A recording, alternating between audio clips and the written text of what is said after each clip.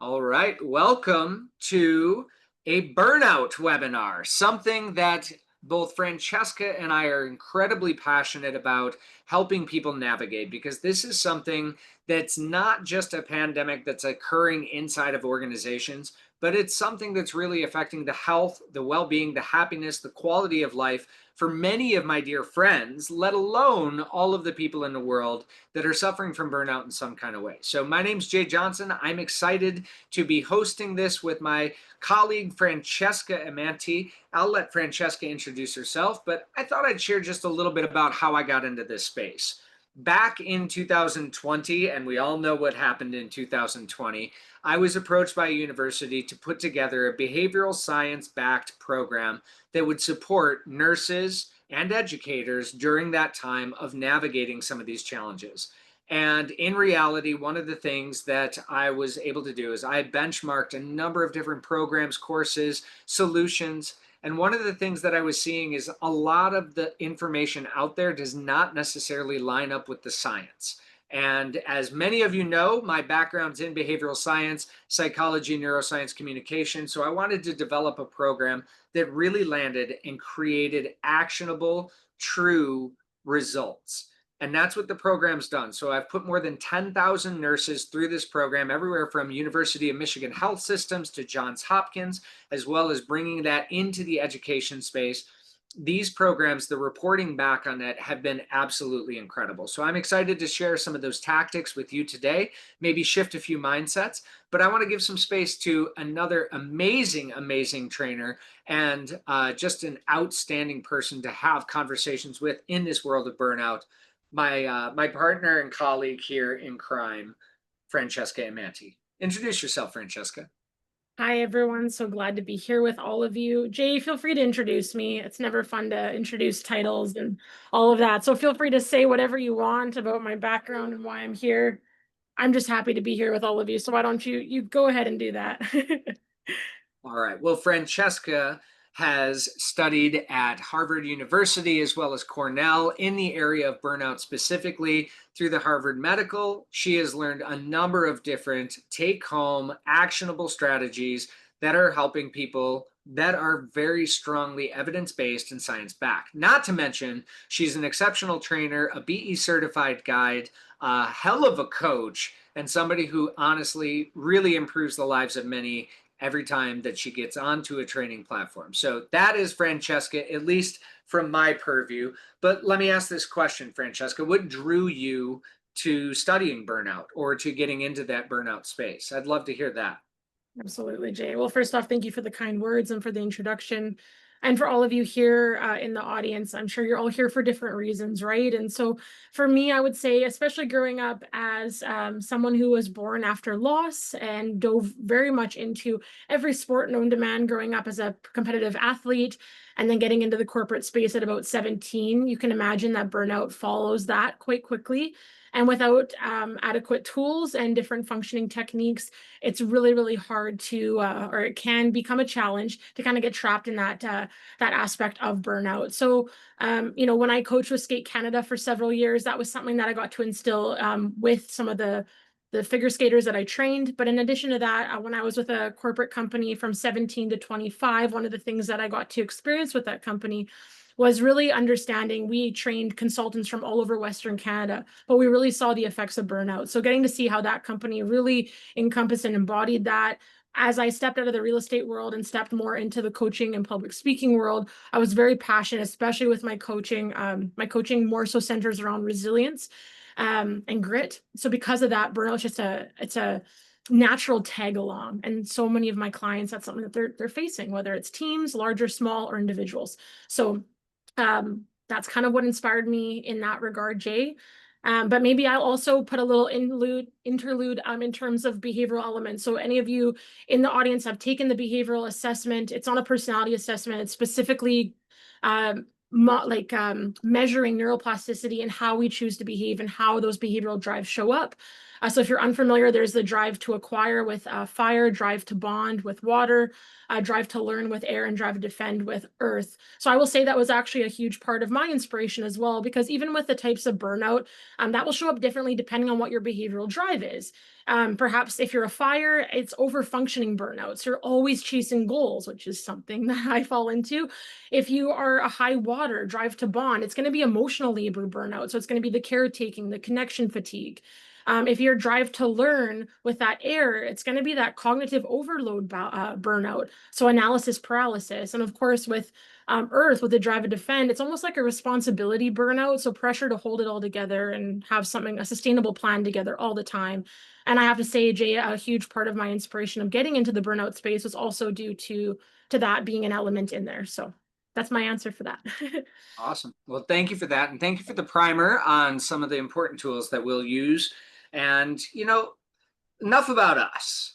I want to ask the audience here. So, and again, this is, we want you to interact with us utilizing the chat, ask questions.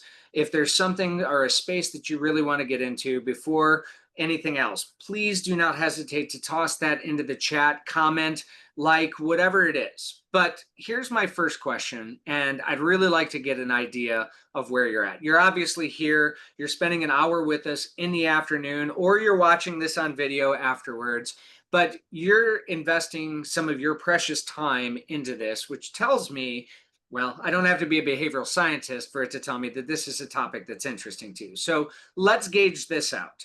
If I was to say, one is you are not burned out at all, and burnout is so far away from you that you don't even, what's burnout? Why am I here? I just happened to show up for the free coffee and lunch. All right. Versus 5, you are in the throes of burnout, i.e., you are feeling it, you are stressed, you are definitely experiencing some of the symptoms. Let's see where you land. Toss that into the chat. I'd like to get an idea of where everybody feels that they are on their levels of burnout at this point. So 1 is low, 5 is high. You got Chance at 3, Celine 4. Nice to see you. Taylor 4, Bridget 3.5, Amanda 4, Crispin 7. Off the charts. I love it. 2, 4, 2, 3, 3. Oh, Jay, look at these numbers coming in. Not burnout, but coach many folks that seek help. Absolutely. I love that, Heinz. Jesse. I had the pleasure of getting to coach Jesse. I love it. He goes 4.99. I love Amazing. it. Hey, Jesse, nice to see you. I don't love that you're at a 4.99, Jesse. I like the specificity of your answer is what I should say. Okay, so exactly. Jolyn says, depends on the day and the time, 2 Yeah. to 3, 4 to 5. All right. With that being said, and here's one of the things that's super interesting, and this is something that's really well documented in the literature. Burnout affects each of us very, very differently. Well, one person's burnout is a 4, that might feel like a 2 to somebody else. Here's the positive thing, is at any point in time, wherever you're at on that cycle, the goal is not to say, I'm going to eliminate burnout. We're going to actually shift a couple of mindsets here. The goal is to say, what are the symptoms and how can I move myself from where I perceive myself as a 4 down to a 3, or a 7 down to a 6, or whatever those might be. So we're going to dig into a couple of different mindset aspects. But before I do that, here's one of the things that I think is really telling. If you could share in the chat, doesn't have to be a long soliloquy, and if they're sitting around you, don't use names. What is driving your burnout? Okay, so are there particular things in the environment that are creating the conditions for burnout, or do you perceive different things that are causing some of the stress and anxiety that may come from it? Just curious, toss that into the chat. And Francesca, in your experience, as people are tossing that into the chat, I want to ask you about your experience. When you're talking to some of those executives or doing some of that coaching, as you said, some of them are at that top level, 5 level, 10 level, whatever you want to call it, for burnout. What are some of the things that they share that, is really kind of driving those patterns or those feelings? Absolutely. And I think too, sometimes it's uncovering that burnout isn't just stress, it's actually systemic breakdown. So understanding that like burnout is not a badge of honor or a personal failure or anything of that nature. I think for the longest time, even for myself as an over functioning entrepreneur, there's aspects and times where that burnout was almost like, wow, like if I'm burnt out and I'm going at top speed all the time, that must mean that I'm working hard. And that was a mindset coming especially from the athletic space for years that I had, that I really had to shift and understand what that balance looked like. So it's really us understanding with teams and individuals that I coach, there's like chronic misalignment between your nervous system, your environment, and your core behavioral drives. So some different medical insights behind this, we can kind of look at like chronic cortisol elevation leads to different aspects in our brain that can actually shrink memory loss, dysregulated sleep schedules.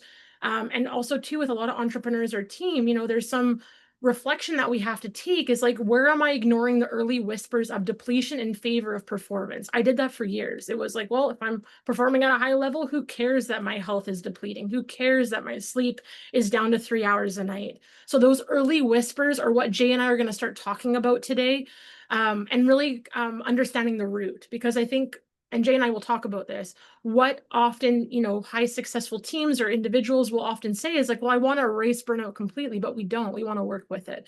Celine just said something in the chat that I thought was really powerful. It's just family turmoil and other problems.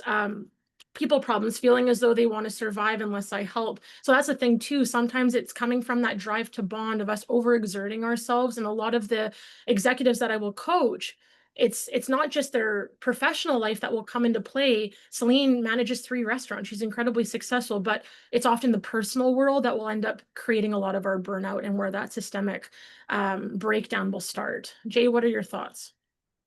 Yeah, I hear a lot of what I'm seeing in the chat. I see things like caretaking. I see things like too much work, too much effort, too much energy, too many commitments, making commitments, anxiety, taking away time for relaxation.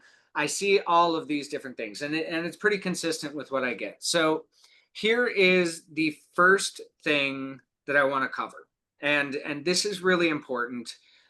Bridget, I did see you comment in the chat. You got to hear this in the Management Accelerator, but this is a little known thing that I've not heard very many people talk about. And I think that this is why our approach to burnout is very different than what you've probably experienced. Because I guarantee you've probably gone through, we're going to talk about some of the myths.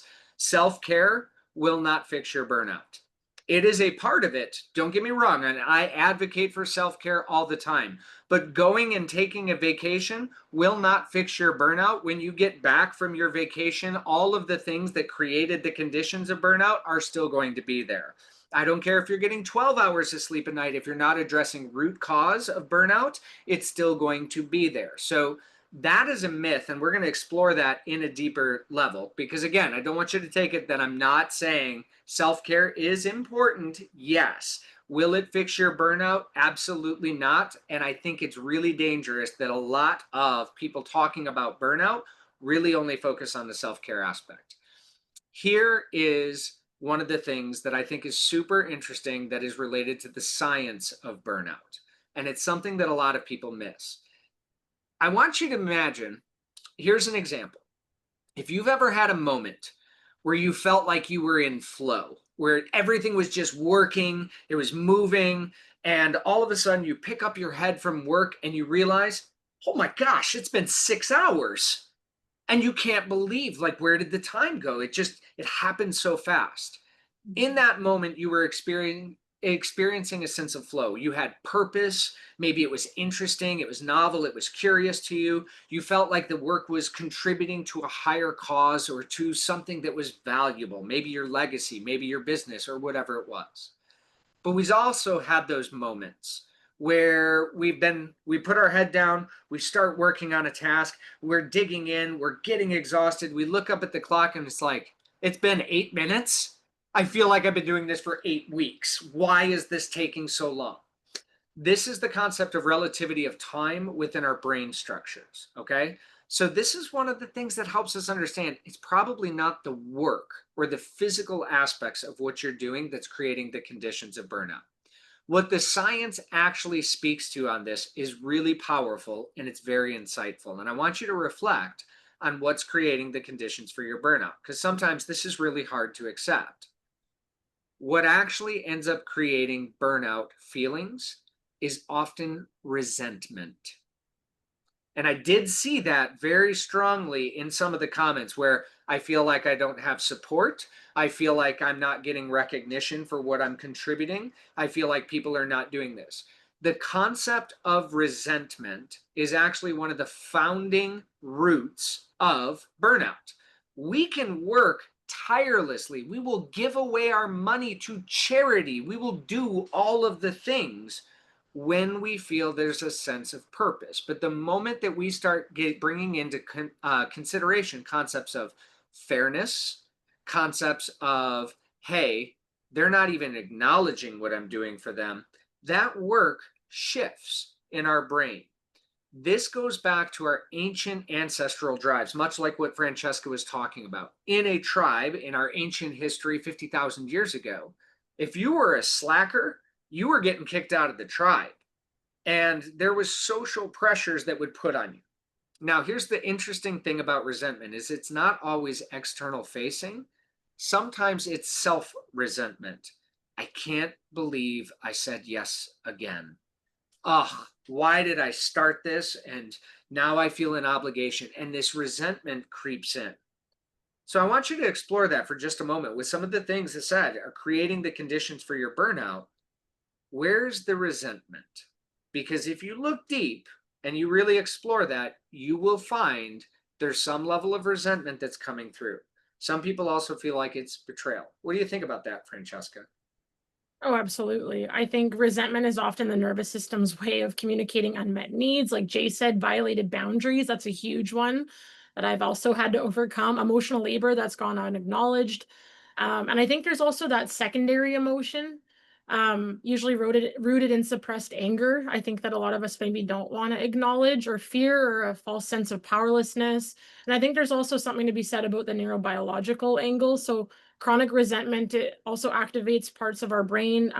If you're familiar with the amygdala, keeps the body in low grade fight or flight state. And over time, this kind of erodes our dopamine levels, sleep quality, emotional regulation capacity. That's kind of why when we think of, the dictionary picture perfect definition of burnout, we always see the, person at the desk with their head in their hands, just not wanting to get a task done. That's kind of where that's coming from.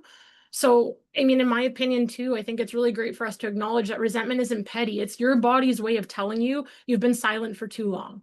Where you've been giving from a depleted state, you're watering from an empty cup, and where you've been kind of trading authenticity for approval. I have put my hand up time and time again, being that person. And the only way that I've been able to overcome that is really getting to the root of where is this coming from.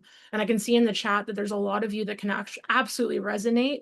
And I think that's what's interesting too, is because we often just think, well, it's just self-care. I haven't taken a nice relaxing bath with candles in a while. It's probably why I'm burnt out. But when we start to, like Jay said, uncover that box of, wait a second, what is it that I'm silently or secretly resenting? I mean, so much power is found in that, and that's where that root problem starts to come. So yeah, those are my thoughts on it, Jay. And I think that it's such a great topic to uncover. I think it's so important that you brought up, and thank you for bringing that up. The aspect of sometimes we go, oh, I can't believe I feel resentment for this. And I'm going to Yeah. share this with you, and I'll share it very vulnerably.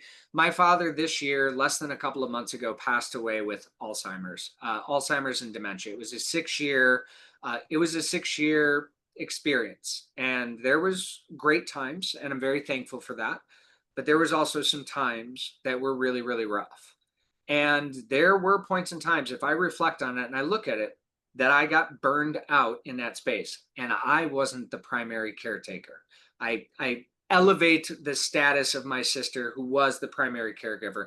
But even in those weekends that I would take him, or even helping her navigate some of the challenges, one of the things that was really difficult was to acknowledge the fact that I felt resentment.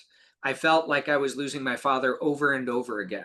I felt like the man that was so strong and everything else like that, that literally led me and helped me and made me feel protected my entire life, was no longer that person. I resented the disease. I resented the situation that we were in.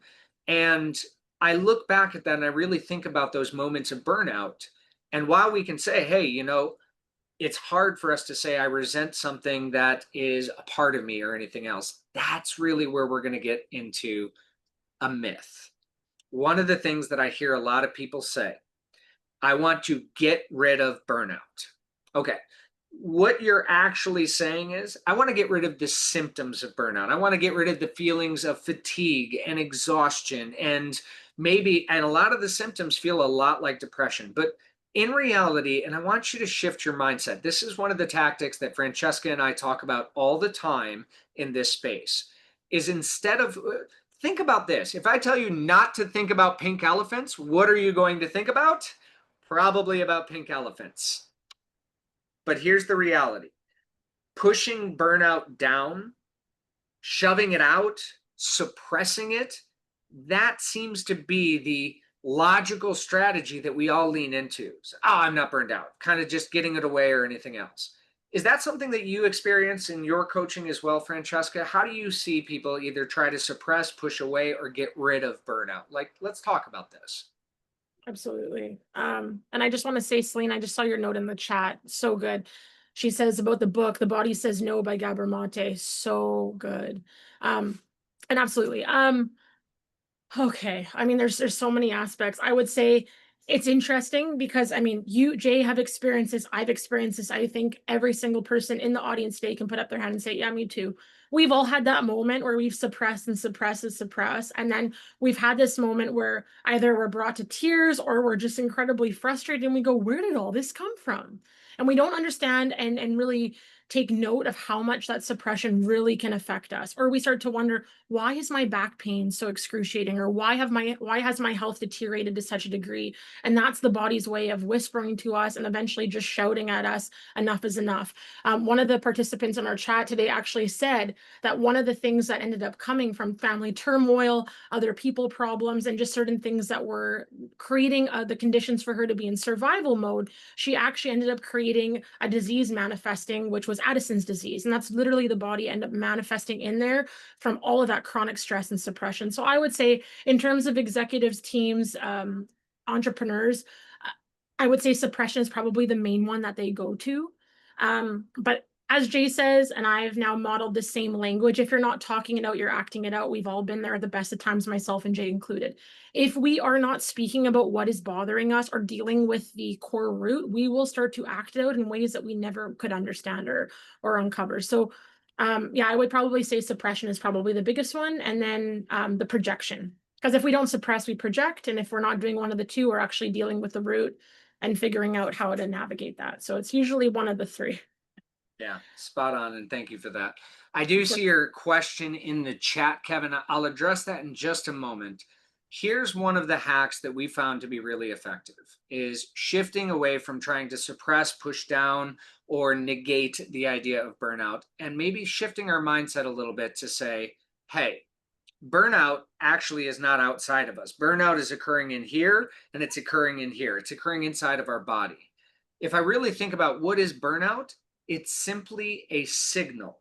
It's a signal. It's our body trying to tell us, hey, something's not right. We need to take action.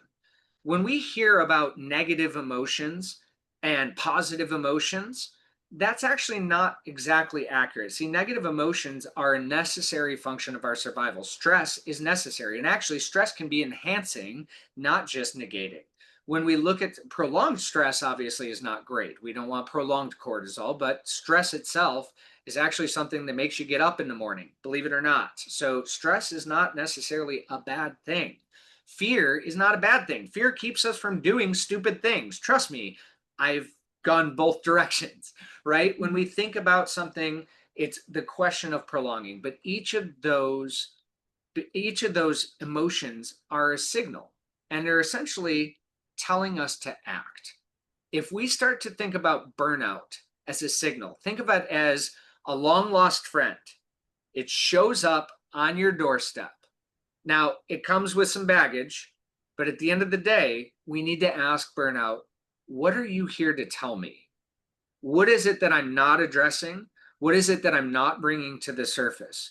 And when we start actually looking at burnout as not an enemy of us, but as a friend who's trying to give us a warning, because let me tell you what burnout is warning is that if you keep going, you are at risk for heart attack, stroke, a number of other serious medical conditions. Burnout is essentially saying, slow down, Jay. Slow down, Francesca. It's time that we address whatever it is that's not been addressed at this point in time.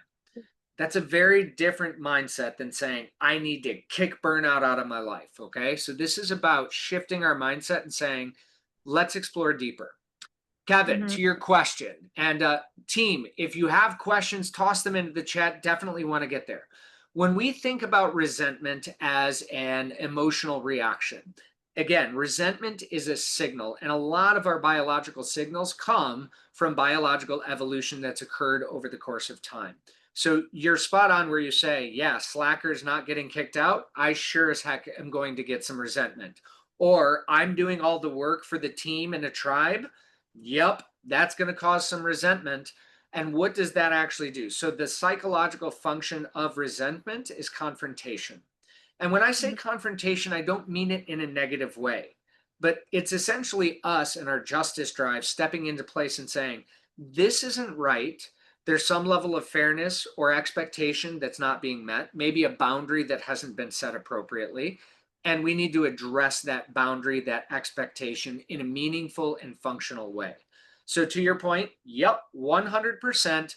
It does relate back to that sort of, hey, I resent being left out, isolated. I resent potentially not achieving or not being given the opportunity to achieve. I resent maybe not being recognized for the achievements that I have accomplished or that I have brought to the table. All Mhm. of those functions of resentment can be traced to those core biological drives that Francesca mentioned earlier. So, great Mhm. question. And I think it's a good reminder, just to Jay's point about that, with the fact that we don't want to get rid of burnout, but we want to understand it and manage it. Like Jay said, it's a biological signal of misalignment. And essentially, like Taylor even said it in the chat, your friendly nurse is telling you that your body's going to let you know way sooner than your consciousness, right? So essentially, that burnout is going to be saying what you're doing is unsustainable for who you are and how you're wired, right? But I just want to note, I think for us to look at it as trying to simply eliminate burnout altogether, it's like taking a battery out of a smoke detector. You're silencing the alarm, but it's leaving the fire burning. We don't want to do that. That's not going to work, right? And all of our burnout, it's going to look different for all of us, but depending on our core drive. But that's why the goal isn't elimination. It's just our intelligent awareness and early recognition earlier on. So that way we can kind of figure out what that strategic recalibration is and like ask ourselves, okay, how can I balance this out now early on? So that way I'm not getting to a point where it's really hard to come back from. So I just wanted to note that, Jay, because you're right. We can't just get rid of it. It's Yeah, not. and I love the analogy of taking the battery out of the the fire alarm. Doesn't Yeah. seem very logical. It's kind of the same thing. So if we can shift, and this is, if I experience burnout, this is one of the questions. This is the simple behavioral tool to add into your arsenal. When I experience it, I ask it point blank, burnout, why are you showing up right now? What are you here to tell me? What is actually going wrong? Asking myself that question and having that conversation and actually speaking it out loud can create the conditions of us actually addressing some of those repressed resentment aspects or fairness aspects that we may be feeling boiling beneath the surface that maybe we just didn't want to bring language to. Mhm. Because one of the things that I constantly hear, and I want to ask you about this, Francesca, and maybe this is one of those other myths, is I think when we're in burnout, people feel either embarrassed, shame, or guilt for feeling burnout. I know, like when I was in the caretaking moment with my father, I was just like, I can't feel resentment right now. It's my dad. I'll do whatever I have to do. I'm going to do this. And I just put my head down and keep going. And when we think about that, I see a lot of people doing that regardless of what the actual like the stimuli or the trigger are. So I Mhm. guess maybe my question is when you're thinking about thank you, Crispin. I did see your comment in the chat. Don't friendly Well done, firefighter. Chris. Um, I guess my question here is I think a lot of people have a myth of if I just power through, I'm going to be able to get over this, or eventually it's going to go away, or the work's going to stop and burnout's just going to dissipate. Well, there's a light at the end of the tunnel. I can see it. I just got to get there. Push, push, push, push, push. What are your thoughts on that as a Mhm. myth inside of the burnout space? Oh, absolutely. It's the same way as someone's like, well, I'm just gonna go for a walk and I won't be burnt out. It's the same thing, right? The bath with the candles or the walk or the workload easing off, none of that's going to fix the burnout. And I think, one of the things that you mentioned, Jay, that you were curious about is like in terms of the shame and blame, right? That's kind of the trap or the loop that we can often get stuck in, is that we kind of get into this place of, oh gosh, I'm feeling behind. Oh gosh, I'm feeling burnt out. And it's the shame, blame, guilt cycle that we kind of get stuck in. And once we're there, it's really hard to get out. So instead, I kind of wanted this to be a reframe. And actually, I think it was Taylor who said in the chat the word superpower, which triggered the thought. I don't know if she was referring to burnout being a superpower, but I would definitely say when it comes to burnout, if we can rewire this in our brain as being a superpower, if we know how to work with it. Burnout without having the tools to work with it obviously isn't a superpower, but if we do have the tools, here's how we can work with Jay saying like it's our friend. Okay, so people who burn out are mostly the type of people that are very driven, empathetic, highly like high capacity humans. So burnout's not revealing your weakness, but it's your depth of intensity and it's your devotion. It's just a little bit mismanaged, right? Like Taylor says, anxiety equals superpower. Absolutely. So if we're able to kind of shift that, where we're able to take this is we can understand, okay, where are dopamine levels at? Maybe where our high sensitivities at, that perfectionistic like qualities that come in, and kind of like how we can rewire our brain and some of our habits every day to kind of rework that. I know for myself, I introduced Jay to a app called Habit Share. It's free. If you can download it, it's great. I've had habits in there since 2020 that keep me on track. I've had to realign those habits as the years go on, depending on what my goal and my vision is, and depending on my burnout level. And it's not just, I'm going to go for a walk today, that'll solve it. It's sometimes it comes down to 6 or 7 habits every day that I do that keep me on track, depending on how I'm managing my burnout. Because it's never going away. It's just a matter of, can I use this to my advantage? How can I turn this from a like a misalignment into a superpower? And that's kind of maybe where your burnout story can come in, is really identifying that root. And one of the things I ask my clients all the time is ask yourself what you're a yes for. Write those things down. And then beside it, down what are you a no for? And figure out, where are you living? Often my clients, in the middle of me talking, it's funny, is because they'll be like, oh gosh, I'm right in all the things that are a no for, that's where they're living. All the stress, the drama, whatever they're doing that they're typically not aligned with, that's what they're doing. So once they're able to step back in that circle of yes and go, okay, if I do more of these things, as Jay and I say all the time, burnout's not about doing more or less. It's about doing the things that make you feel more aligned, more rooted, more grounded. Jay, what are your thoughts? No, and I love you that you take it to energy, right? So it is really about, where are we expending our energy, even more so than our time. And because time can be really difficult for our brain to grasp. So when we think about like, what is it that we're actually investing our energy into, we can really see, okay, this investment's getting me a return on investment. This investment is depleting the bank account. So that's, I think, a really powerful way to reconceptualize how are we approaching. Because here's one of the things that I consistently see, and I think it's a big challenge, especially from the science. Now, I'm not a clinical psychologist, but I have studied a number of different things, such as depression and a number of the other aspects. And one of the things that I have heard consistently over and over again is symptoms from depression look very, very similar to anxiety, to burnout in many different capacities. Well, one of the things that I consistently hear is, when I'm depressed, it's hard to even get up to go to the refrigerator. When I'm depressed, or I'm feeling that sort of like depletion, exhaustion, the very idea of getting up and getting a snack is too much. And this is one of the things that I think is a challenge when we start looking at the space of burnout. Because if those similar symptoms are similar, and we say, okay, listen, here's what you got to do: go to the gym for an hour, cook healthy meals, get yourself 7 hours of sleep. I think this is where it takes us into that myth of self-care is enough. First of all, self-care is important. And again, those things are great, but it's great to have those as preventative measures, as things that we're doing in advance of it. But in the throes of burnout, self-care is probably not going to get you out of that space. And both emotionally, we may not be driven or motivated to do so. But secondly, it's also probably not addressing the actual root cause, unless you're just keeping yourself up till 3 o'clock in the morning and having no sleep. Probably not a good thing. So I want to transition this into that myth of self-care. And when I say myth, I'm very cautious about this, because again, self-care is important. And a lot of what we do talks about, how do we build healthy habits? How do you see self-care when you are looking at working with people and or supporting their journey out of burnout or out of the symptoms of burnout, Francesca?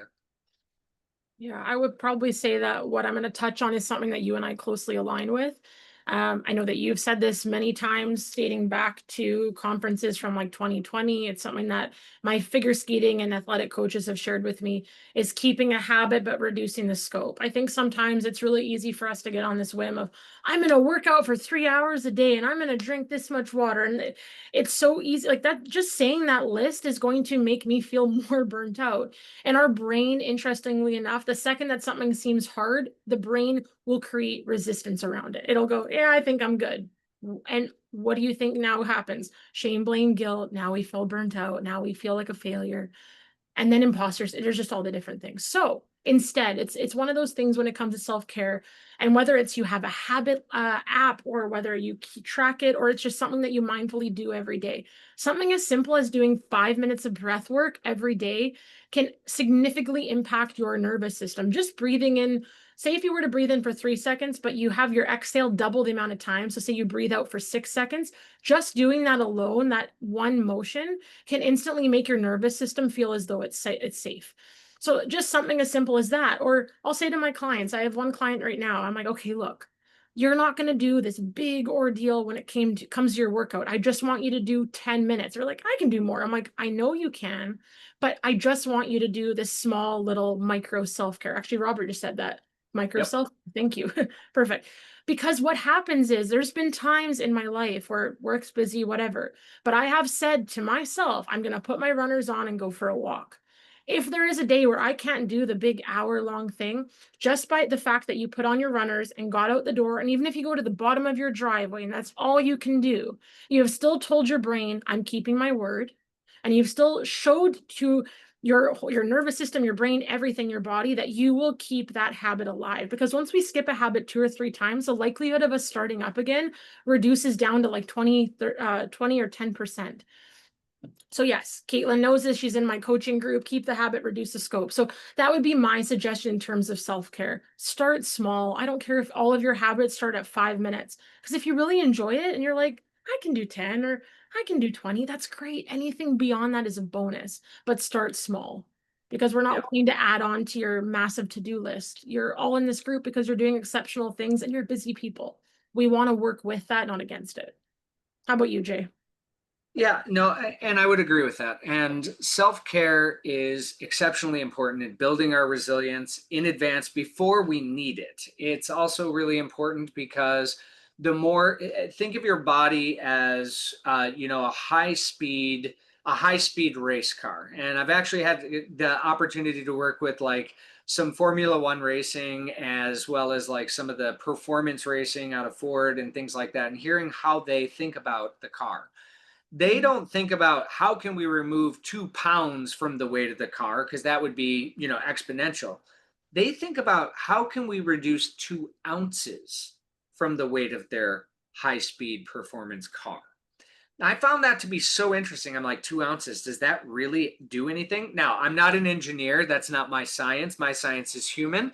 And as they explained it to me, the compounding effects of weight distribution over the course of a track, or the longevity of gas mileage as opposed to this and this, yeah, it makes a huge difference on how quickly we're running. So the fact that we go to that level that even Robert said, micro habits, can be super important. But it still doesn't help us when we are feeling so exhausted that I can't even get the motivation to get off the couch or to get up and get a bag of potato chips, right? Like that is when we're really in this stuck space.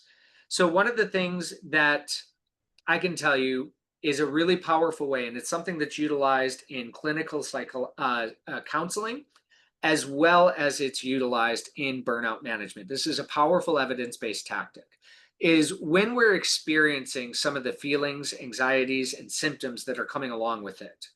One of the ways in which we can start to shed a little of that is to look through your day and to really think about, where in this day did I not feel burned out? Because here's an interesting thing. Our brain categorizes mood and affect. So I guarantee all of us at some point, gosh, this was a terrible day. We've all said that at some point in time. But I would be willing to bet that if you went back and went minute by minute through that day, you might find at least one thing that made you happy or that made you smile. One thing that actually didn't feel so terrible during that day. And Mhm. it's really powerful because what you're doing is you are breaking the mold of your brain function. Your brain wants to categorize into this big group, terrible day, and now all of a sudden, well, these two things happened. And that wasn't so terrible. This happened, and that actually made me smile. I heard from my aunt. Haven't heard from her in months. That was really nice to hear from her. And then all of a sudden, we start to get this shift.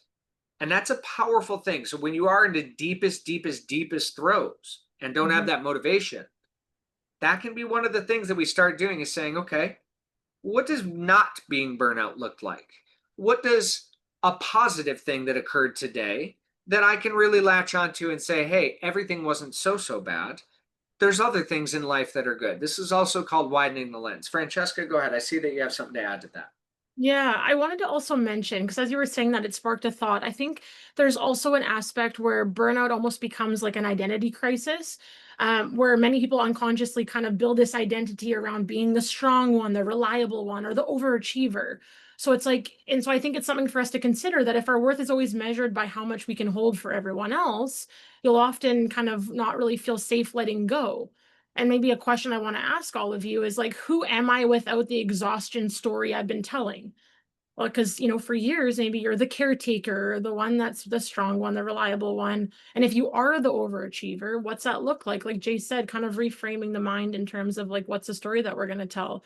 And Jay, I'm sure that you were going to mention something along this line, but I mean, for me, even before it was popular from a very young child, a gratitude practice is probably one of the most powerful things that have gotten me through some of the hardest parts of my life. Because there's always something to take note of, something to, find joy in, even if it's just the reflection of the sun hitting your coffee cup. It doesn't have to be something large, but those little moments of gratitude or taking a note of what brings us joy, even if it's something very, very small and a small glimmer in the day, it really can make a huge difference in terms of this and kind of shifting that identity crisis from being the strong one to really putting that focus back on yourself and like, how am I taking care of myself today before I fill anyone else's cup? I just thought I'd mention that, Jade. Yeah, absolutely. And Taylor's comment in the chat is also, really astute because when we do think about self-care, it's usually, hey, here's meditation, here's some mindfulness, here's some presence, eat healthier, do these things. There's a lot more to self-care than just simply the physical and or emotional aspects of it. There's a number of other things, including spiritual. And I don't mean particular religion. There's a number of other things, such as the creative side of things, digging into that. We can look at some of the biological drives that would tell us, hey, some of these areas are probably unsatisfied when we start to experience burnout. So, Francesca, I'm thinking about when we see these sort of like push for self-care and we talk about tiny and we talk about we talk about maybe being able to get out of that. Let's talk about, all right, how do I know that what I'm doing is actually working? Because our brain, the way that our brain works is I do it for 3 days, I don't feel any better. This is the classic thing that happens with diets or anything else, and it's impacted with burnout too. This is something that I've seen is somebody comes back a week later and say, I still feel burned out. I've done X, Y, and Z. There's no magic pill for this, folks, just so you know, unfortunately. It took you a while to get to burnout.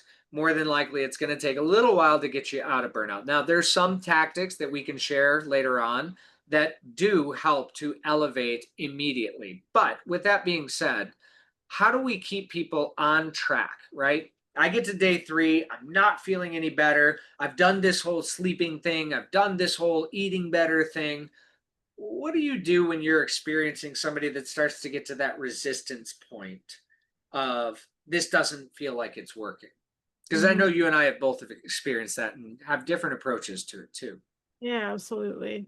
I'm trying to think of something that I could use as like a relatable example. I mean, for any of the women here that maybe have tried to grow out your hair, if you were to use a certain shampoo and do everything that the doctor ordered and, trim it and whatever, and then 3 days later, you're just like, my hair hasn't grown the 6 inches. Well, it's not going to, right? That's going to take time. I'm trying to use a funny example to make it relatable, but like, I think it's one of those things where my greatest advice would be like anything else, whether you're doing weightlifting, you're not going to see those results within 3 days. That takes time, or anything that you're wanting to measure in terms of that growth. It's going to take a bit of time, and burnout's the same thing, right? Or I mean, even something, maybe some of the guys in the chat, maybe if you've ever like, and the women, but like, say if you were to like cut yourself by accident, so on a barbed wire fence, and you're like, you've gotten all the stitches, it's not going to heal overnight. That's going to take time. So my suggestion would be this, in terms of like doing like a daily burnout check-in would be my suggestion, because you're not going to see those results overnight. So by doing the progress check, you can start to see the incremental shifts. So maybe asking yourself something as simple as like, what's my body saying today? What am I pretending not to know? What would self-respect look like today? And then maybe it's you stand, you stretch, you kind of like reset your posture. Maybe you take one micro action towards something that would give that self-respect back to you in terms of that burnout care. And then ask yourself, what does that look like for me today outside of productivity? Because I think that's where we often go, is like, well, if I'm being productive, that means I'm succeeding. But maybe that self-care and that self-respect comes back to like, I stood on the grass for 5 seconds today and let the grass touch my feet, or I decided to get some sunlight when I first woke up. So I would say something along those lines. It's like a 1 minute like neuroscience reset, where it's just you're asking yourself, what is it that my body, my mind, what do I need? And I think the biggest one that I like to ask is like, what am I pretending not to know? Because our body is going to tell us, it's going to give us those little micro whispers. It's just a matter of whether or not we're willing to listen. No, it's a great example and a great tactic. One of the things, and I kind of see this in two ways. One is a reframing strategy. Like, let's think about this. Imagine if you are cooking for, you've got guests coming to your house. And as you're chopping up one of the vegetables, oops, you accidentally slip and you cut your finger.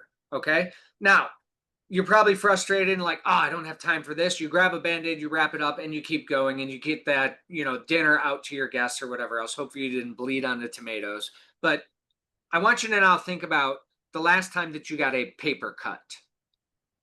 How much did that hurt? Our brain actually frames things based on context and environment. Okay, so when we're looking at something like the exact same situation may create a very different feeling. It does demonstrate the power of our mind and what that does when we have a particular context. So helping people understand the frame of the context helps them say, okay, I'm on day 3. Let's reframe your context. You're 3 days moving in the right direction. Think of it as climbing a mountain. We don't climb a mountain in a day, or at least a big one. Maybe the Michigan mountains, for those of you that are in Michigan, you can climb in a day. But the ones in Kelowna, you're probably not climbing up to the summit of, Big White in a single day. But with that being said, we've got to be able to reframe, where are we at in this moment? And I really like that it applies very similarly to what you're saying there. The second thing is helping people to understand to love the journey. I think we are such an outcome-based society. We need the outcome. We want the outcome. We want the instant gratification. Make me feel better right now. Give me the pill. Give me this. Give me the magic wand. And it's really the actual journey that brings us the joy. And that is true within our brain in the context of neuroscience. It's the chase that the dopaminergic system is at its best. And then once we get it, I mean, we've all seen somebody who really, really wanted a Christmas present, they get it, and 2 weeks later, all of a sudden, it's no longer the object of their attention. Why? Because we've already achieved it. We've already overcome it. But that journey is actually where a lot of the experience can bring us a lot of joy. So shifting these mindsets are powerful ways for us to really look at and say, are we addressing this burnout thing the right way? Because I'm not seeing that very often. And that's a big part of what we wanted to deliver, is shifting some of these mindsets, changing up some of the myths that we're consistently seeing from our coaching, from our training. And this is a big part of the reason why we launched the Burnout Bootcamp, was to help people through this journey, because it's a journey. It's not a one-day retreat. It's not something that a vacation is going to fix. It is a journey to help us take ownership of our energy and reclaim the lives that we all deserve to live. So I want to open it up. Questions from the audience, and thank you for your engagement, your participation, sharing those ideas and thoughts as we were navigating through. But I want to hear, is there any questions? Is there something that you're looking to accomplish that we can maybe deliver for you in the next several minutes? In the meantime, Francesca, if you were to maybe package one of the tips that you like to share with people, and I know we've given some different thoughts on mindset, we've shifted maybe some ideas, but what's one of the hard tactics that you love to see people do to help them get out of burnout or kind of reduce those symptoms? Yeah, I Mandy, think I see you. I was on my pathway there, so I love that you asked that. I love it. Thank you, Mandy. I would say like the 3D framework is super easy to use and it's easy to remember. So something as simple as like the first D is disengage. So pausing your task and just stepping away. You know, those moments where you've been at your computer for 7 hours, you're like, I should probably get up. So pausing your task, step away, that's the disengage. The second D is just down regulate. So whether you're going to do box breathing or just standing up and getting a little bit of movement. And then the third D is just decide intentionally. So just something as simple as like asking yourself, like, what do I need right now? Your body's going to tell you. It might be going for a walk. It might be getting something to eat. It might be unplugging from all of your devices. Oh my gosh, don't even get me started. That's another thing. Unplugging, something that I have to actively ask myself or else it does not happen. But those 3 Ds can be a really powerful tool just for us to kind of disengage, like we said, disengage, downregulate, and then decide intentionally, what is it that I need right now? So that would be one of the tools I would share, Jay, as we're closing off today. I see that we've got some other things coming into the chat. Yeah. Caitlin, 2 to 3 questions we can ask ourselves I'll to help. share one tactic. I'm going to let you take the Caitlin. I'll share one tactic. And Mandy, this one Yeah. is actually one of the ones that has been the most powerful tactic that we've seen. In fact, across our different research and studies, 100% of the people that have done this tactic have come back and said it immediately felt some relief. Did it fix it? No, obviously not, but they immediately felt relief from some of the symptoms. The tactic is super simple. Go through your Rolodex, go through your whatever, your old school address book, whatever that might be, look through your phone, find somebody that you have not connected with that's meaningful to you. And I'll give the caveat here in just a second. Find somebody that you haven't connected with and make a 10-minute phone call to them. Have ChatGPT start the conversation if you need a conversation starter. In our study, what we did was he gave them a hi, Francesca. It's been a year since we've chatted. I just wanted to let you know I was thinking about you. How are things going? Acknowledging and then moving into it, right? 10-minute conversation. Most of the people came back and reported that they ended up being on the phone for 30 minutes, 40 minutes, 50 minutes. 100% of the people came back and said that they immediately felt some relief. And here is the science behind it. When we're in burnout and we're frustrated, our vision's here. We're tunnel vision. We ruminate. We go through a number of different things, and we're so focused on all that is bad. This is called widening the lens. Making that phone call is something that all of a sudden reminds us there's a rest of the world out there. There are other people that are not in the middle of this storm, and getting some kind of feedback from outside of that echo chamber, powerful way for our mind to actually reframe how we're experiencing the world around us. Here's the caveat. Do not reach out to ex-boyfriends, girlfriends, partners, or anything else like that. That doesn't work. That causes more problems than good. What you hear is reach out to an old mentor, an old teacher, an old friend, a family member that you haven't talked to, someone from your past that was meaningful to you. And it is a powerful, powerful way to widen that lens. Okay, so that's a tactic. Francesca, in a short amount of time, can you maybe give a couple of questions to Caitlin's question? Yeah, and I just want to touch on Mandy's point because she did mention I feel like a lot of burnout seminars are for individuals and don't have a lot of help or support for teams. And I think that, and you know, Jay and I both coach like large cohorts of like hundreds of Ford executives on a Zoom, and we're talking about these type of things even with burnout. And I think what ends up happening is when we're able to speak to these individuals on what they're currently going through individually, collectively, when they come together and if you're less burnt out and you're coming to work and you kind of you're not coming to work as burnt out, that's going to end up having a significant effect on the team. And then, of course, when you're able to bring the teams through all of that, I don't know, Jay, if you want to touch on that, but I think that every single person that moves closer and closer away from that burnout area, I mean, it does end up having a really big effect on the team itself. What are your thoughts? And then, yes, I do have my thoughts for Caitlin's question. Yeah, real quick. Fake and toxic positivity is not sustainable. It's as bad as toxic negativity in some cases. That doesn't mean go in with a bad attitude. That doesn't mean go in and be the negative Nancy or negative Nathan or whatever it is. But what it does mean is being authentic and honest to yourself, because your team is going to see the behaviors that you're burned out. Even if you come in with that smile on your face and you're trying so hard to show positivity and you're just stressing out or crying at the desk behind the door, coming in and saying something along the lines of, hey, team, I'm experiencing some big challenges right now. I'm working through those and I've got a game plan to help myself rebound. But I just want to be open and honest with you that we all struggle at different points in times. And this is something that's normal process. And if you're experiencing that, I'd love for you to be able to share it as well. You'll be surprised how quickly that simple act may open up a floodgate of people that are like, you know what? Me too. You know what? I am as well. Now, we got to pick and choose our battles and the places to do that. But trying to hide it, suppress it, toxic positivity, probably not going to be the way to do it, especially sustainably, because you end up resenting that and it leads to more burnout. Francesca. Perfect. To answer Caitlin's question, for any of you that want 2 to 3 questions to ask yourself to help you identify where burnout is coming from, ask, what boundary do I need? How will I know if I've kept it? Is it realistic for me right now? Does this serve my recovery?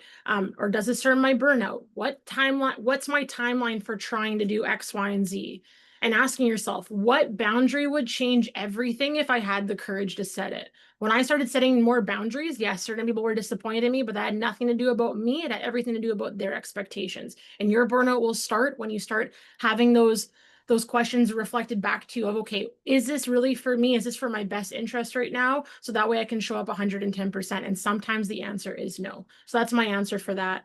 And Jay, I'll throw the baton back at you. And Celine, your comment made me laugh. She goes, no X's, got it. No. No. Agree. All right. Well, we're here at the end of our hour, and a couple of things. First of all, we want to say thank you because we recognize this is a real issue and it's getting bigger and bigger by the day. So it's something that we're taking on. Many of you have probably heard Francesca and I are co-leading a Burnout Bootcamp.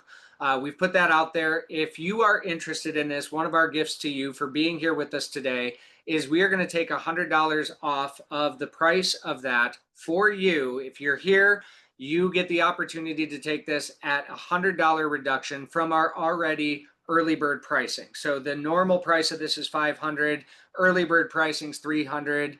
We're adding another $100 off for you. So the out the door 6-week program where we will dig deeply into these things, $200. All you need to do is either email me or Francesca. We'll get you a special link that'll get you that access. You will not be able to access this publicly, so you have to email either me or Francesca to be able to get access to that link. We would love to see you there. We'd love to help you walk this journey. We think that it's really impactful. And I just want to say thank you for being here today and taking this time to improve your health. It's really important.